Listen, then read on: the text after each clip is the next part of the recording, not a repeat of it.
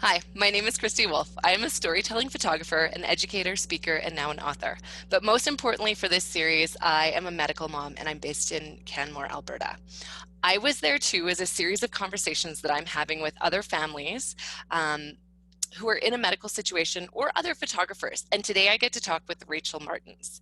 So, Rachel and I have known each other in the online world for a while through different hospital groups, but I got to meet her in real life at the Children's Healthcare Canada conference last year, where she was presenting a poster. Yeah, So we're going to take a few minutes, and Rachel's going to introduce herself. She's going to tell us a little about herself and her family, but also her job, because that's kind of awesome and has totally come from your medical family experience. So go ahead, Rachel. for sure. And that's the interesting thing about what I do is the fact that lived experience actually ends up being a huge benefit because you actually end up doing your job a lot better. But I'll expand on that in a moment. So just to introduce myself, my name is Rachel Martens. I'm from Calgary, Alberta. If I were to talk a bit about my family, I would say I have been married for 18, almost, it'll be 18 years this You were next like, year. Had to do the math there for a second. And we were blessed almost 14 years ago with the birth of our son, Luke, who unfortunately passed away this past August. Luke was born with a really rare chromosome disorder. And I like to say that he was actually born at a time in the transition of the science in terms of going from thinking about how he was just a complex case and thinking that there were physicians who were thinking, well, he's just going to die soon anyway. What you going to do? And that moved from, well, I'm not necessarily satisfied with that answer, to campaigning for seeing him for who he was and where he was at, and treating the person for kind of creating the best quality of life possible. And that was our personal philosophy when it came to caring for him on every level. We always knew that our time with him would be short. Um, he made it a lot longer than what we thought, and we would have loved to hold on to him a lot longer. But at the same time, how we closed that chapter with him, we we felt like we did well. And so when it comes to who he was in our lives, I think that I do carry him in a lot of things that I do, and that actually transitioned into what I do for a living, which is actually as I'm a research engagement strategist with Can Child Center for Childhood Disability Research. And what does that exactly mean? I get to talk to families and I get to talk to researchers about the fact that their lived experience actually means a lot in the science of helping disabled children. And so I kind of help families run through this idea of being, we see clinicians all the time as medical parents, and you kind of have that respect, like, wow, dang, you went to school for a long time, you yeah, know some stuff. yeah. And then suddenly to say that you were sitting at a table as equals, that changes things a lot. And so that's in its own self experience as an emotional journey. I remember the first time I went to a research conference, I had a very nice researcher just asked me a perfectly normal question, and I had just this brief panic attack. And if I was wearing like a hooded sweatshirt, I would have put the hood over my face and cinched it up and went, I don't know, I'm just a mom. But at the same time, it's really opened up my world. It's led me to meet so many more people who have walked a very similar path to my family, and also to bring the fact the very distinct, nuanced realities that we live. It's helped to create some more understanding with the professionals that we hang out with more often. I joke about of the hospital being our second home. We call it vacationing at Club Med.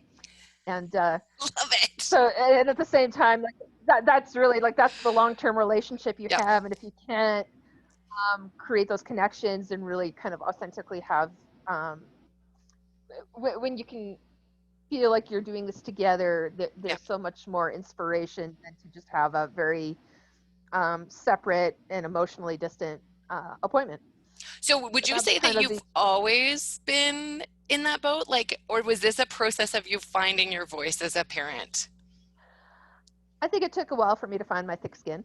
Yeah, Um, and not, and in some ways, a dispassionate thick skin, but in some ways, like to say, no, no, that's not right, and to call that out and to seek accountability for that. yeah, Um, I have a vast array of terrible stories and a vast array of really good yeah, stories with those connections. And so, once I found out that I had an opportunity to really talk about how to do this better and to really kind of understand how uniquely tied health is to our humanity, yeah, that really spoke volumes in terms of what our journeys as parents ends up being. And it's been all the more an enriching experience, right up to my son's passing as well too, just to know that you hate to say we're all in this together, but really it is its own little yeah, cross stitch sampler hanging on the wall. Like that's what we when it's done well, that's how we live, yeah. both as clinicians and as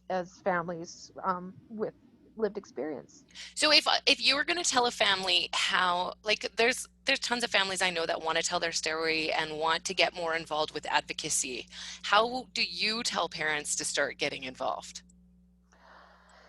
Um, I think some of the steps comes with conditions because at the same time, well, this is a system that is progressively growing more receptive to the idea of patient and family stories. Yeah, It's not a perfect system right yeah, now. And so, one thing I usually tell people right off the bat is to ask how your story is being used.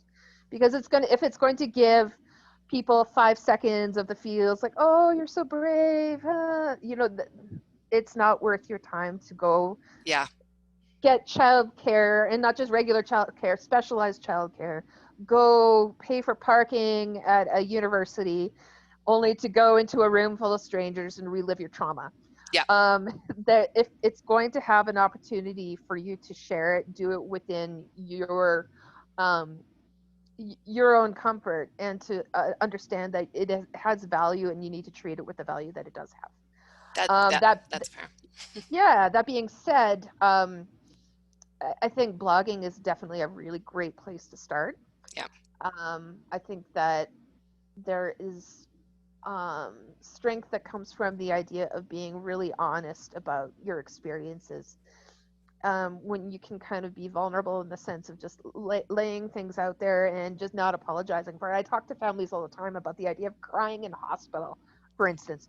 You will not be the first person to cry in a hospital. yeah, You're not going to be the last, so don't feel embarrassed about the fact. If you are red-eyed and stuff coming out down your face, that's the norm, yeah. and because some very uncomfortable experiences happen, and so we need to be that treat with the same unabashed honesty and vulnerability and compassion as well too in how we share Yeah. our stories. And I think, like, for me as a photographer, having somebody to photograph me in that situation allows me to show other people what it looks like and Yep. how raw it can be. And that I think the good is important, but I also need to show the things that are not so good. And I need people to see like what that looks like. Um, and I find that when I share my story about those things, more people are willing to share their story, or even just pop up with like oh yeah, me too, or that made me think of this. And I think that really gives people an opportunity to talk more about it. And the whole idea behind me doing the book is that I want people to tell their story. It doesn't have to be for anybody else. You and I both had a blog um, about our experiences, but yours might be a journal, and it might be photos that you're taking for yourself and to document what's happened with your own family. It's not necessarily something that has to be out there, though there are lots of families that are interested in being able to provide that authentic voice to medical professionals. The other day, I was just, on Instagram, as you do, and a mom posted a picture of her daughter with Down syndrome, and around it she put all these positive messages. And then the next image was, this is not what I was told when my daughter was diagnosed. And then it goes Mm. into what was actually said, like all the negative things about, and like a picture of what a child with Down syndrome, like all the things that could go wrong. And she's like, imagine if the first person who told me my daughter had Down syndrome showed me all the positives instead of like, here's what can happen. And that was really powerful statement, because I live in a world with my son, and I'm sure you did with Luke as well, just like, I don't want to know all the bad things that can happen. I like, if I need to know that information, let's get it going. But like, Mm-hmm. don't tell me this is a possibility, this is a possibility, this is a possibility, because until those things are really there, I don't need all the negatives. Exactly, and it's interesting with the storytelling aspect as well too. Is that it lends perspective for people who might not necessarily have had those prior experiences. I think about how, especially if something is chronic or ongoing and stuff like that, and you're over several years, and Yeah. people tend to lose their attention when it comes to the fact that you were going Still through a lot, happening. and Yeah. for an extended period of time. Like I Yeah. think about when we moved to Calgary, my son had 2 strokes, and so I'm sitting in a hospital room talking about this online and sharing a few pictures, and people went, "Oh, so he really did have a stroke." No, I'm here for the coffee. It's so great.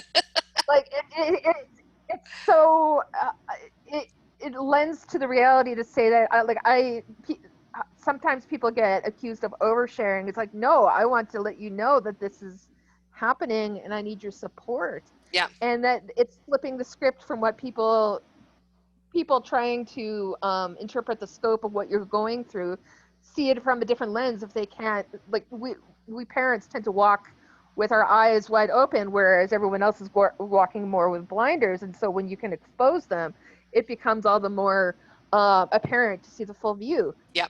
by comparison. Yeah. Yeah. No, that definitely makes sense. Um, will you tell people a little bit about what it was like to have photos taken? Because I came to Luke's celebration of life. And so I never actually got the opportunity to meet Luke, although I do feel like I know him because of the online community that medical moms have. I've watched that kid for years, and the stories, like, I feel like I'm there sometimes. And I think that's a really important part about that idea of sharing, so that even though, especially during times like COVID, when we couldn't see, there's lots of medical families I still can't see, but you have an into somebody's life where you get to kind of live that with them and experience some things that you wouldn't normally get to see. So we did photos for Luke's celebration. What was that like for you guys? Well, to give a little bit of context, my son passed away. It was about 2.5 weeks before his 14th birthday, Yeah. and I did not want to let that slip by. Yeah. And so when it comes to that as well too, there's always the tricky nuances as well, just when it comes to people who want to engage in your life, people who kind of start to walk away from your life and things like that. And doing that all in the realm of COVID, it kind of becomes this point where there's almost a comfort in a pandemic, because you don't have to have those really um, challenging conversations with people who suddenly, because your child died, they want to suddenly engage where they haven't been there previously. Yeah. And so what we ended up doing is we wanted to market in a unique way that said that his life mattered and that he will always be remembered on the day. And he had carried a certain sense of values. He had his mom's personality through and through. He was nonverbal, but you definitely knew when he said that's crap, it was definitely crap, whatever it was. And so when it comes to connection, in actually just short aspect of describing what this personality was he loved one song from Moana, hated the movie, loved the one song. It was the song of the angels.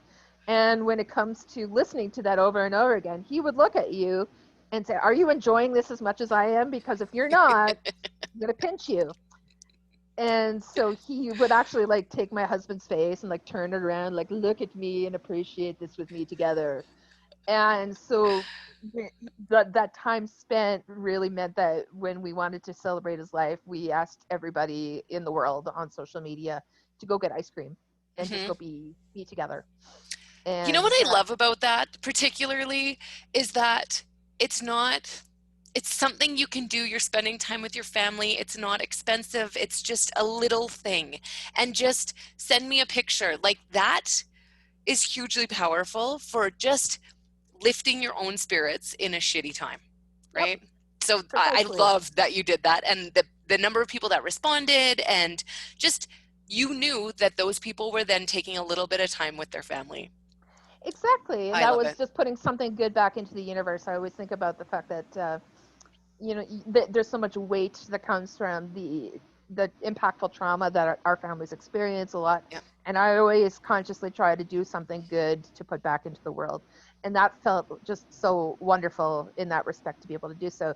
And so when it came to the decision of taking photos, honestly my first thought was, is it really worth the time? You kind of Yep. hum No, and that's fair. haw, and at the same time I thought, there's never going to be this moment again. You will relive it every year, but there you will never have this moment again. Yep. Remember it well, remember the feelings, just remember the sense of community, remember the people who came, remember all the color, and there was so much color With the on that. butterflies It was and beautiful. balloons. Yeah. Yeah, and you want to remember that he was remembered, and Yeah. so that played into it so well, and I regret nothing when it comes Nice. to inviting you over that day. I'm really glad I got to come and spend time with you guys. And I think that that's something that I really strongly believe in, that, yeah, I want pictures of our family when everything's going really well. And I want like to remember things. But honestly, there's times that I'm like, should I bring my camera? I don't want to do that again. And like, so I end up taking iPhone photos, which is great. That's another way to do it. But I think it's really important to document those things that are tough, because when you're Yes. looking back at them, you have a bit of like, you're removed from the situation, so you have some more time to process it in a different way, but also just that like, holy shit, we got through this, like we can do this, we've managed this. Like, I don't know, I find that it really gives me an opportunity to be like, okay, yep, today's a good day. Yeah. That was a crisis, this is not a crisis. And it just puts things in perspective a little bit. I also feel really strongly about palliative photos and having opportunities for family to access photography when things like our heart surgery, when there's a child that's not going to survive, like those times, I think end of life photography, regardless of whether it's children or adults, like we celebrate births and weddings and birthdays, but the end of life is, there's a lot to be said for that as well. And I think that is another time where people really come together, hopefully to support each other. And it sounds like you've had a pretty good experience with people finding you and checking in. But I know that talking to other families who have lost children, that there's like a big division that happens where people that you thought would be there might not be there, and people that haven't been there all of a sudden are there, just because of different life experiences that bring people back, I guess. Have you been finding that as well?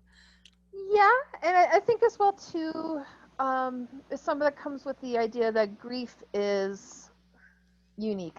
Yeah, And I think that there are aspects of the experience that, like, I had 14 years, and while infant loss has its wonderful moments in terms of methods to support people in yeah, such a tragic moment, yeah, and but at the same time, when I've seen some people attempt from that type of a scope try to support us for a 14-year-old, oh if that makes gotcha, sense. yeah, Yeah, and it's a very surreal experience. Like, yeah, he was a little guy, but at the same time, we had quite a wide berth of experience with him, and to close that door is a uniquely different. It's got its differences, yeah, and yeah, so while well intentioned, it can be a bit challenging to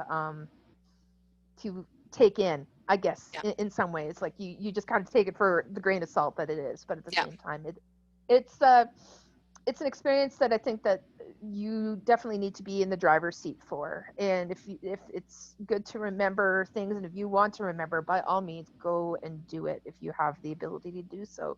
yeah, Um, at the same time, I think, for as much as there's the whole thing of anticipatory grief where from birth to passing, yeah, we've kind of had these ongoing conversations, but there were things I always knew that I wouldn't know that I would want till you were in it. And I can say that a lot of stuff just ended up being just by impulse.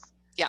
Yeah. Um, and if you suddenly choose you don't want to remember something, just get rid of it. But at the same time, Yeah. go with the flow. You never know what it's going to be, and just follow. It sounds so hokey to follow your heart, but really, honestly, that's That's all you can the thing do. that's going to guide and apologize to nobody. Yeah. Really, yeah. That's really fair. I have to show you a book. Hold on, I might have to take these off. So, oh, poke myself in the eye. A girlfriend of mine just sent me this book, and it the rabbit listened, and it is something that she has like a palliative doc in her life that gives this to families when when things are not going, baby's not going to survive. And it could be about anybody. Like when I read this, I was like, oh wow, this is good for me too with my dad and different things. But the idea is this little boy builds something, and then it gets destroyed, and all these different animals come in, and like the chicken wants to talk about it, the bear wants to yell about it, and he's not ready, so all these animals leave, and they're all like different emotions, and then this little rabbit comes and just sits next to him and listens, and then he goes through every emotion that the other animals were trying to get him to do, but it was just like on his own schedule. I like bawling when I Brilliant. read this book the other Oh my day. gosh. um Wow.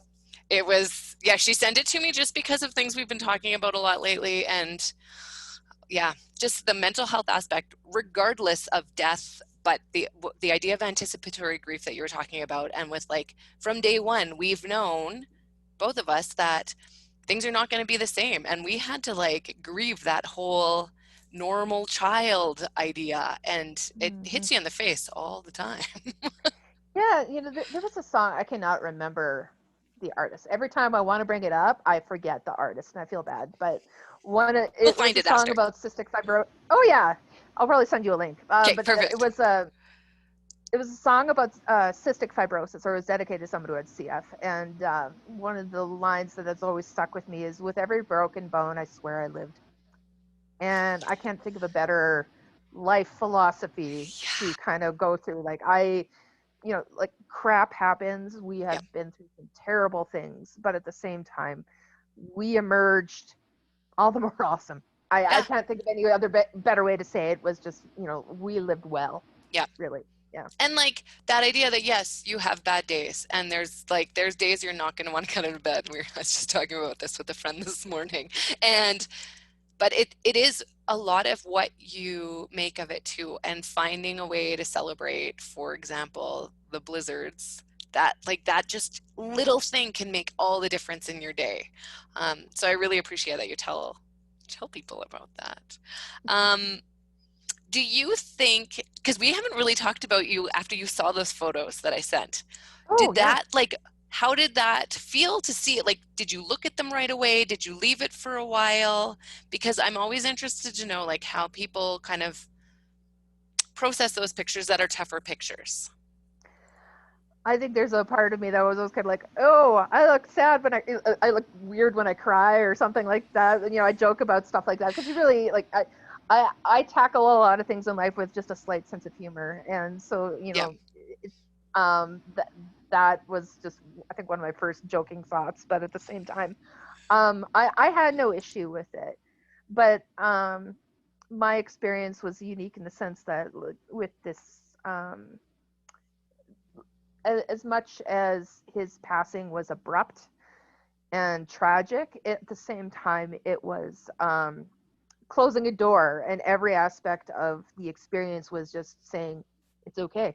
Yeah. And I think a lot of this time, these 2 months, has kind of been examining perspective and things like that, because there's a part of you that questions the notion, did I do something wrong, or what exactly. But those photos helped me to kind of say that, we it was closure, Yeah. and I loved and needed and craved closure, when it wasn't my decision, like when when that opportunity to say goodbye was taken away. Yeah. We said goodbye in the way that we could, and it was just lovely, Yeah. really. It was Hmm. lovely. um, I want you to tell us what's next for you. You are a patient advocate, you're a patient and family advocate. How does this change everything? Does it change anything? No idea, to be honest. It's fair. It's an emphatic no clue. Yeah, I have been trying to figure out a life around my young man for years in an accessible way that I always knew I could still care for him at the yeah, best way I could. And I had been blessed with a job for the past 6 years that allowed me to do so in an accessible manner. Technically, I live in Calgary, but I work in Ontario. yeah, Um, and so when it comes to those experiences that I've had, and some of them are very large scale, things like speaking to the UN and stuff like that 3 times. woo, Yeah, crazy. But at the same time, what do I want to do with it being a big question? What do I want to continue on in the way that I have kind of found an opportunity to help other kids like Luke? Do Is there something more specialized? Is this that we're just still trying to figure out what it means to be just a couple yeah, again as well too. So there's all these aspects that just in some ways as well too, just doing this in a pandemic, it's like it's been 2 months, but it feels like 5 years, and you're yeah, just you have big thoughts, you have little thoughts, and then somehow you're like, you know what, this week you haven't gone on a date.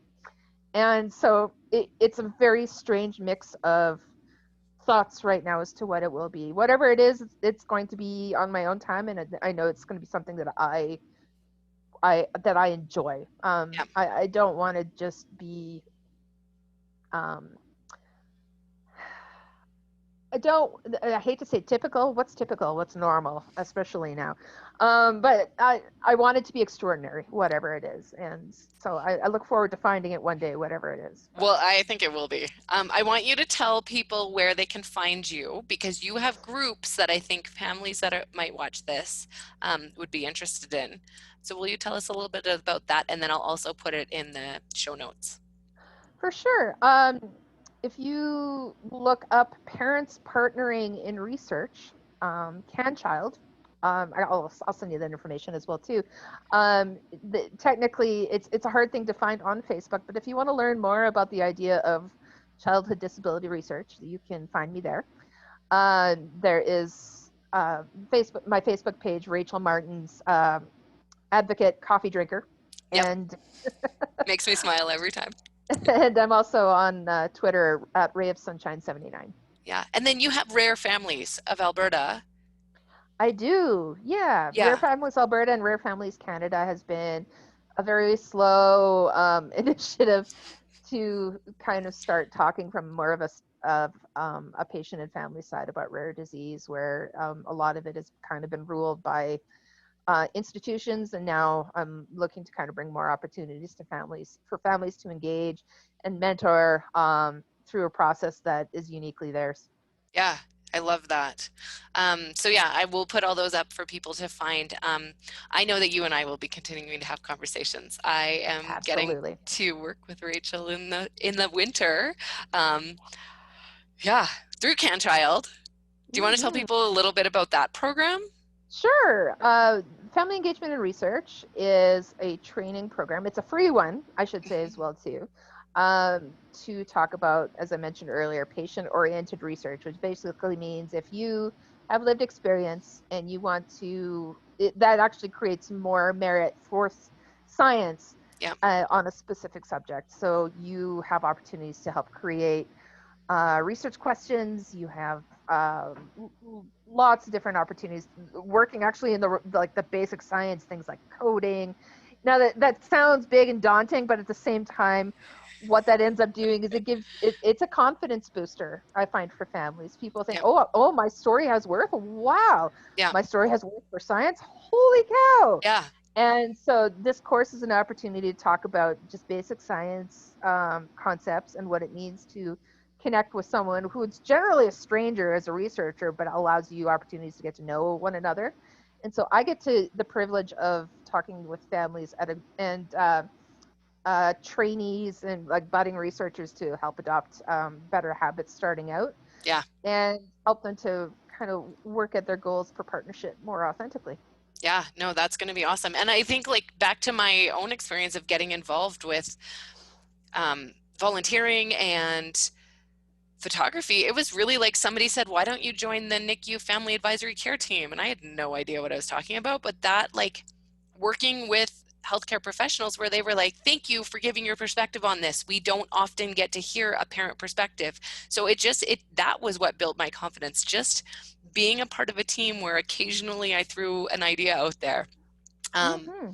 and I think telling families, that's another good way, like getting involved with your hospitals, with their family advisory care teams, just to kind Yes. of see what it's like in there and get to know medical professionals on a different level. Because I don't feel as like, even coming from a family where my dad was a cardiologist, I still had that like, oh God, you're the doctor, you know everything. And now I feel less that way. I'm the mom and I actually know quite a lot.